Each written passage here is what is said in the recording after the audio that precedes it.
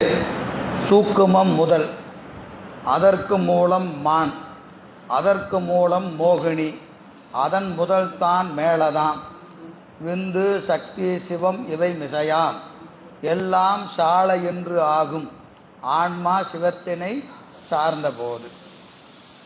தூளமாம் உருவினுக்கு முதல் சூக்குமம். தூள உடம்பிற்கு முதற்காரணம் சூக்கும உடம்பு. அதற்கு மூலம் மான், அதன் முதற்காரணம் மூலப்பகுதி. அதற்கு முதற்காரணம் மூலப்பகுதி. அதற்கு மூலம் மோகினி, அதற்கு முதற்காரணம் மோகினி. அப்போ எதுங்க, முதல்ல தூள தேகம், அடுத்தது சூக்கும தேகம், அதற்கு மேலே இருப்பது என்னதுங்க, மனோன்மய கோஷம் என்று சொல்லக்கூடிய அந்த தேகம், மூலப்பிரகிருதி வரைக்கும் மூணாவது தேகம். நான்காவது தேகம் எதுங்க, அதற்கு மேலே இருக்கக்கூடிய மோகினி என்று சொல்லக்கூடியது. அதற்கு மேலே இருப்பது மோகினி. அதன் முதல் தான் மேலதாம். அதற்கு மூலப்பகுதியாகிய பரம முதல் காரணம் எனப்படுவது எதுங்க, விந்து. விந்து சக்தி சிவம் இவை மிசையாம், ஏனை குண்டலினி சக்தியோ என்னில் அது சுத்தமாயையாய் அவை அனைத்திற்கும் வியாபகமாய் நிற்கும். வியாபகமாய் நிற்கும் எல்லாம். இவ்வகை பிரபஞ்சமும் ஆன்மா சிவத்தினை சார்ந்தபோது சால என்று ஆகும். ஆன்மா சிவத்தினை சார்தற்கு ஏதுவாகிய பக்குவ காலம் அமைதற் பொருட்டு இப்பெத்த காலத்து உள்ளனவாம் என்க. தோள தேகம், தோள தேகத்திற்கு முதல் சூக்கும தேகம். சூக்கும தேகத்திற்கு முதல் எதுங்க, மான். மான் என்பது என்னது, மூலப்பிரகிருதி. மூலப்பிரகிருதி. மூலப்பிரகிருதிக்கு மூலம் எது அப்படின்னு கேட்டால் மோகினி. எது, வித்யா தத்துவத்தில் இருக்கக்கூடிய மாயை. நீங்கள் நான் இப்போ இந்த 36ஐயும் எழுதி போடணும், அது அடுத்த வகுப்பில் எழுதிக்கலாம். இப்போ எழுதுனா ஆகாது, இந்த பாட்டை திருப்பி ஒன்று சொல்லிக்கலாம். ஏன்னா அடுத்தது மாயை நடத்தணும். அடுத்த பாட்டு மாயை இலக்கணம். அப்போ அந்த 36 எழுதணும். அப்போ இதை நான் உங்களுக்கு சொல்லி அடுத்த பாட்டுக்கு போயிடலாம், சரியா? எனவே என்னதுங்க, ஸ்தூல தேகம், ஸ்தூல தேகத்துக்கு ஆதாரமாக இருப்பது சூக்கும தேகம், சூக்கும தேகத்திற்கு ஆதாரமாக இருப்பது மூலப்பிரகிருதி, அதற்கு ஆதாரமாக இருப்பது வித்யா தத்துவத்தில் இருக்கக்கூடிய மாயா தத்துவம், அதற்கு மேலே இருக்கக்கூடிய சுத்த தத்துவம். சுத்த தத்துவம் இதற்கு ஆதாரம்னு சொல்லக்கூடாது, சரியா? ஏன் சொல்லக்கூடாதுன்னு கேட்டால், சுத்த தத்துவங்கள் நமக்கு உடம்பாக வராது. அப்போ அது என்ன செய்கிறது அப்படின்னா, இதற்கு இடம் கொடுத்து நிற்கிறது. சுத்த தத்துவத்தினுடைய வியாபகத்தில் அசுத்த தத்துவ குணங்கள்லாம் அடங்கி நிற்கும், அடங்கி நிற்கும். எனவே சுத்த தத்துவம் இங்கே பார்த்தீங்கன்னா மேல, அதற்கு முதல் தான் மேலதான் இருக்கா இல்லையா? அதற்கு முதல் தான் மேலதான் விந்து அப்படின்னு இருக்கா இல்லையா? விந்து தத்துவம். விந்து தத்துவம் என்பது என்னதுங்க, குண்டலினி என்று சொல்லக்கூடிய சுத்த தத்துவம். சுத்த தத்துவம் இதற்கு மூலம்னு சொல்லக்கூடாது, மூலம்னு சொல்லக்கூடாது. அந்த மூலம் என்பதற்கு இங்க என்னது, ஆதாரம்னு பொருள். ஆதாரம். ரெண்டுக்கு வேறுபாடு புரியுதா? மாயையிலிருந்து மூலப்பிரகிருதி தோன்றும், மூலப்பிரகிருதியிலிருந்து சூக்கும உடம்பு தோன்றும், சூக்கும உடம்பிலிருந்து தூள உடம்பு தோன்றும். ஆனா சுத்த மாயிலிருந்து மாயை தோன்றாது. அது வேற, இது வேற. அது சுத்தமாயா புவனம், இது அசுத்தமாயா புவனம். ஆனா அது என்ன செய்யும்னு கேட்டீங்கன்னா, இந்த தத்துவங்கள் இருப்பதற்கு இடம் கொடுத்து நிற்கும், இடம் கொடுத்து நிற்கும். பாருங்க, இப்போ இன்னொரு தடவை படிக்கிறேன். தூளமாம் உருவினுக்கு முதல் சூக்குமம். தூள உடம்பிற்கு முதற்காரணம் சூக்கும உடம்பு. அது முடிஞ்சிருச்சு, ஒன்றும் சந்தேகம் இல்லை. அதற்கு மூலம் மான். அந்த சூக்கும உடம்பிற்கு மூலமாக இருப்பது, முதற்காரணமாக இருப்பது மூலப்பிரகிருதி. இது முடிஞ்சிருச்சு, ஒன்றும் சந்தேகம் இல்லை. அதற்கு மூலம் மோகினி. அந்த மூலப்பிரகிருதிக்கு முதற்காரணமாக இருப்பது மோகினி தத்துவமாகிய மாயை, சரியா? அதன் முதல் தான் மேலதாம். இந்த இடம் நீங்கள் நல்லா அன்லைன் பண்ணி வச்சுக்கங்க. பொருள் செய்யும் போது சரியாக செய்யணும். அம்மூலப்பகுதிக்கு முதலாகிய தானே பரம முதற் காரணம் எனப்படும். மூலப்பகுதிக்கு முதலாகியது தானே பரம முதற்காரணம் எனப்படும். அப்போ மூலப்பிரகிருதிக்கு முதலாகிய மாயையே பரம முதற்காரணம். எதற்கு? உடம்புக்கு. மாயை தான் உடம்பிற்கு பரம முதற்காரணம். பரம முதற்காரணம். விந்து சக்தி சிவம் இவை விஷயாம் ஏனைய குண்டலிய சக்தியோ என்னின். குண்டலி சக்தியாகிய சுத்த மாயை பரம முதற்காரணமோ அப்படின்னு கேட்டா இல்லை. சுத்தமாய் இது அசுத்தம், அது சுத்தமாய் இவை அனைத்திற்கும். எதற்கு? மேல சொன்ன எல்லாத்துக்கும் அனைத்திற்கும் வியாபகமாய் நிற்கும். வியாபகமாய் நிற்கும். எனவே இது வியாபித்து இருக்கும் சுத்தமாயை. அதில் அசுத்தமாய் என்ன செய்யும்? அடங்கி நிற்கும். அசுத்தமாயிலிருந்து தான் நமக்கு உடம்பு வரும். சுத்தமாயிலிருந்து நமக்கு உடம்பு வராது என்பது கருத்து. எல்லாம் இவ்விருவகை பிரபஞ்சம். எது? சுத்தமாயா பிரபஞ்சம், அசுத்தமாயா பிரபஞ்சம். இந்த ரெண்டுமே ஆன்மா சிவத்தினை சார்ந்த போது சால என்று ஆன்மா சிவத்தினை சார்வதற்கு ஏதுவாகிய பக்குவ காலம் அமைதற் பொருட்டு இப்பெத்த காலத்து உள்ளன என்க. சரியா? சரி, பொழிப்புரை பாருங்க. தூள உடம்பிற்கு முதற்காரணம் சூக்க உடம்பே, அதற்கு முதற்காரணம் மூலப்பகுதி, அதற்கு முதற்காரணம் மோகினி, அதுவே பரம முதற்காரணம் எனப்படும். எது பரம முதற்காரணம்?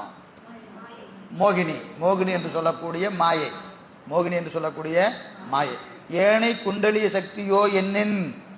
ஏன்னா அதை சொல்றவங்க இருக்கிறாங்க. அப்படி சுத்தமாயி நமக்கு உடம்பா வரும், சுத்தமாயிலிருந்து அசுத்தமாயி தோன்றும் என்ற கருத்தை சொல்லக்கூடிய சமயங்கள் உண்டு. அது சைவ சித்தாந்தத்தால் மறுக்கப்படுகிறது. அதனால இந்த இடமெல்லாம் ரொம்ப முக்கியமான இடம். சுத்தமாயை வேறு, அசுத்தமாயை வேறு. சுத்தமாயையிலிருந்து அசுத்தமாயை தோன்றுவது இல்லை, தோன்றுவது இல்லை. இது ஏற்கனவே இந்த கருத்தை நம்ம பார்த்துருக்குறோம். எங்க பார்த்தோன்னு தெரியுமா? சித்தியார்ல எங்க பார்த்தோம் தெரியுமா? 90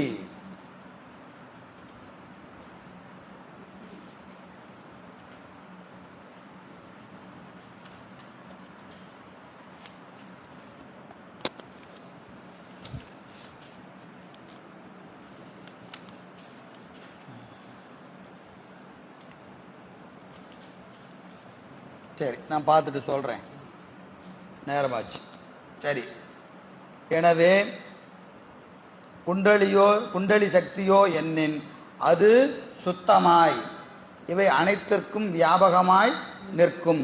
இவ்விருவகை பிரபஞ்சமும் ஆன்மா சிவத்தினை சாருதற்கு ஏதுவாய் பக்குவ காலம் சாளுதற் பொருட்டு இப்பெத்த காலத்து உள்ளனவ. அப்போ என்னது? முத்தி காலத்தில் இதெல்லாம் விட்டுரும். முத்தி காலம் வரைக்கும் இது கூட இருக்கும். இதனால் முதல் தான் என்பது அம்மூலப்பகுதிக்கு முதலாய் ஆயதானென்ன இரு பெயரொட்டு பண்பு தொகையாய் மோகினியின் மேல் நின்றது.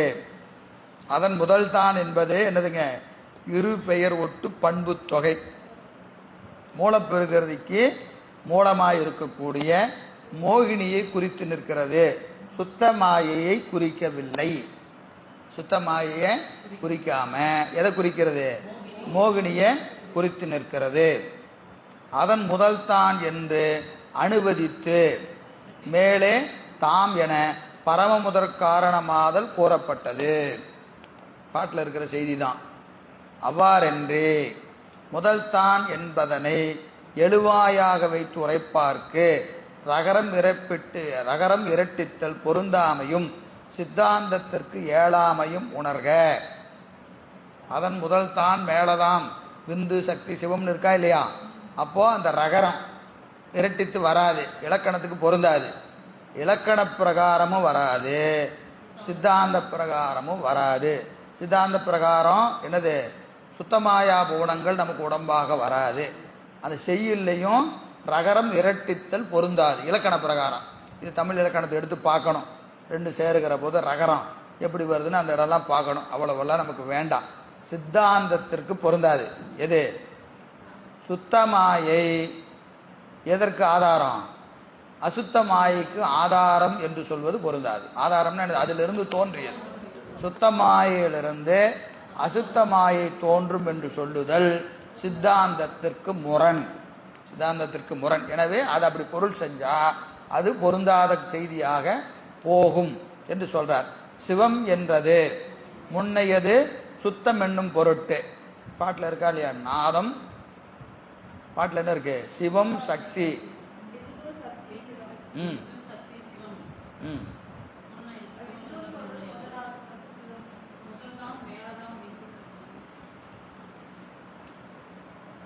பாட்டில் சிவம் சக்தி அப்படின்னு இருக்கா? அதுல ஒரு சிவம் வருது. ஆன்மா சிவத்தினை சார்ந்த போதுன்னு ஒரு சிவம் வருது. ரெண்டு சிவம் வருது. அதுல முதல்ல வர சிவம் என்பது எதை பொறுக்கிறது? சுத்தமாயை குறித்து நிற்க. சுத்தம் என்பதை குறித்து நிற்கிறது. விந்து சக்தி சிவம்னு இருக்கா இல்லையா? விந்து சக்தி அந்த சிவம் என்பது சுத்தமாயை என்பதை குறித்து நிற்கிறது. ரெண்டாவது வர சிவம் என்பது பெருமான குறித்து நிற்குது. சரியா? சால ஆகுமென ஏயும். ஆன்மா சிவத்தினை சார்ந்த போது சால இவை ஆகுமென்றேன்னு சொல்ற. சால ஆகுமென இயையும். சாளுதல் அமைதல். சாளுதல் என்பதற்கு அமைதல்.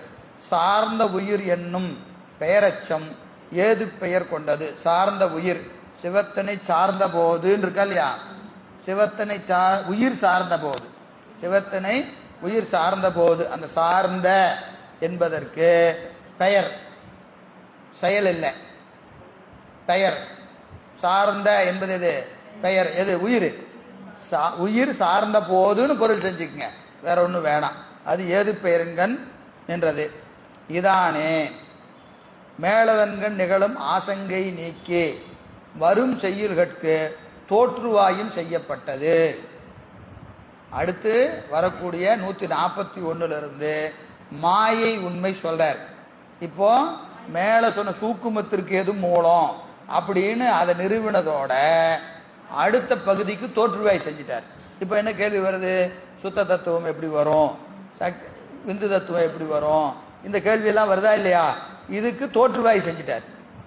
அதுக்கு விடையை சொல்லி அடுத்த அதிகாரத்திற்கு தோற்றுவாயும் செய்யப்பட்டது. இருவினை இன்பம் என்னும் செய்யுள் முதல் இதுகாரும் முதற் செய்யுளில் அழகலா உயிர்கள் கண்மத்து ஆணையன் அமர்ந்து செல்ல என்னும் இரண்டாம் கூற்றை வலியுறுத்தியவாறு. சரிங்களா? என்னது இரண்டாவது கூற்று? என்னது? முதல்ல இருந்து சொல்லுங்க. 91.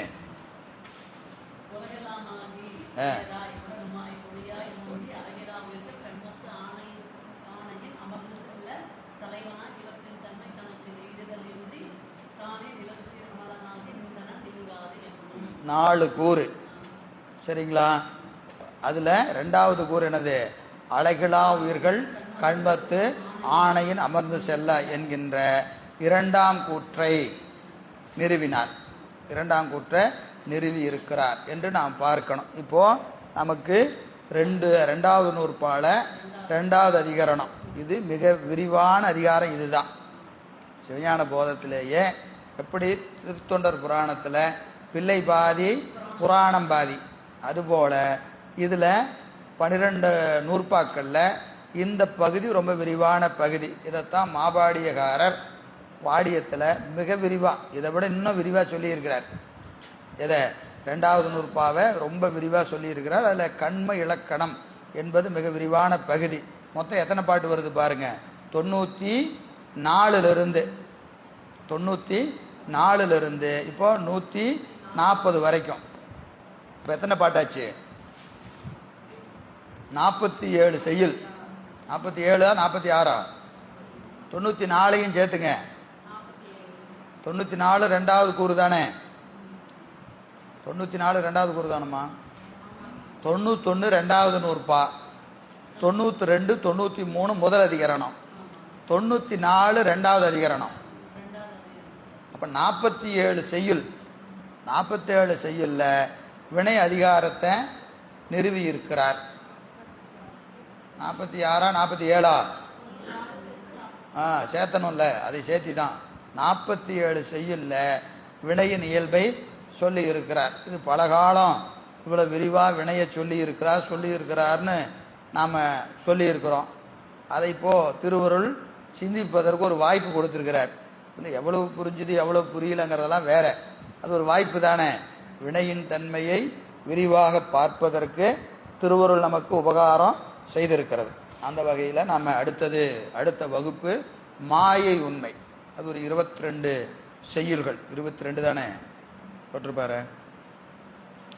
22 செய்யுள்ள மாயை உண்மையை விளக்குகிறார். அதை நாம் அடுத்த வகுப்பில் சிந்திப்போம் என்று சொல்லி இந்த அளவில் நிறைவு செய்கின்றோம். என்றும் இன்பம் பெருகும் இயல்பினால் ஒன்று காதலித்து உள்ளமும் ஓங்கிட மன்றுளார் அடியார் அவர் வான்புகள் நின்றதெங்கும் நிலவி உலகலாம் வான்புகள் வளாது பெய்க மணிவளம் சுரக்க மன்னன் கோன்முறை அரசு செய்க குறைவிலாது உயிர்கள் வாழ்க நான்மறை அறங்கள் ஓங்க நர்த்தவம் வேள்வி மல்க மேன்மைகள் சைவ நீதி விளங்குக உலகமெல்லாம் மேன்மைகள் சைவ நீதி விளங்குக உலகமெல்லாம் சைவ நீதி விளங்குக உலகமெல்லாம். தென்னாடுடைய சிவனே போற்றி, ஏகம்பத்துரையந்தாய் போற்றி, காவாய் கனகத்திரளே போற்றி. திருச்சிற்றம்பலம்.